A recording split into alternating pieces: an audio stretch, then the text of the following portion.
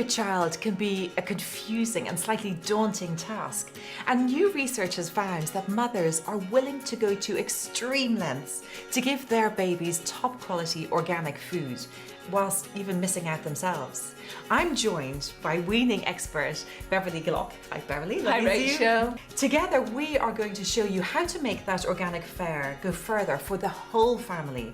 We're going to show you a gorgeous squash and sweet potato recipe with quinoa, and we're also going to give you tips on how and when to start feeding your baby. Beverly, when do you know? When is the right time to start feeding your baby food? Do you know what? It's so difficult. You've gone through birth. You've got your first few months out of the way, and hopefully by about 6 months you're actually starting to get a bit of sleep, and then suddenly your baby starts waking up during the night, and no matter, you've had that waking up every hour wanting to be fed, no matter what you do. Milk just doesn't satisfy them.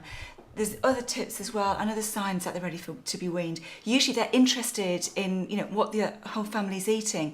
Maybe trying to reach for your fork or your spoon as you're trying to feed yourself. That they've got really good head control. That they can sit unaided with support, but fairly unaided in a high chair. And also that they have the ability to swallow without gagging.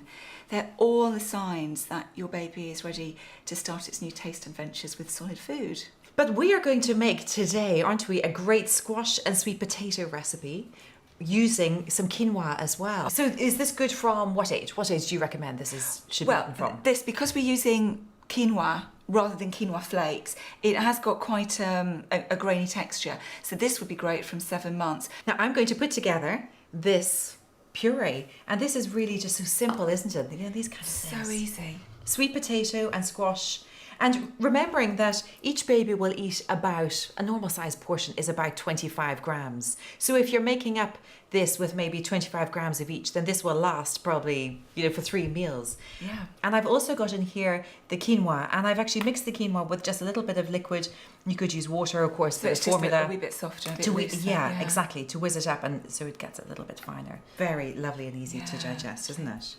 In this research, it's been found that 1/3 of mothers are actually missing out on not only organic food for themselves, but missing out on their hairdos, their manicures. You can see what's happened to me. Oh my goodness. To give their child organic food. They've realised just how important organic is, especially for the first 2 years of the baby's life. And I suppose one shouldn't put too much pressure on oneself or feel too guilty if they're not able to manage the you've cooked this from scratch. Buy something like an organic pouch. This one with apple, pear and raspberry puree is fabulous to give your baby for pudding, but also pour it on top of ice cream for the other children so that everybody gets a portion of fruit and veg. All very good tips. Thank you so much, Beverly. And there are lots of videos online from the Plum Cookery School on the various stages of weaning.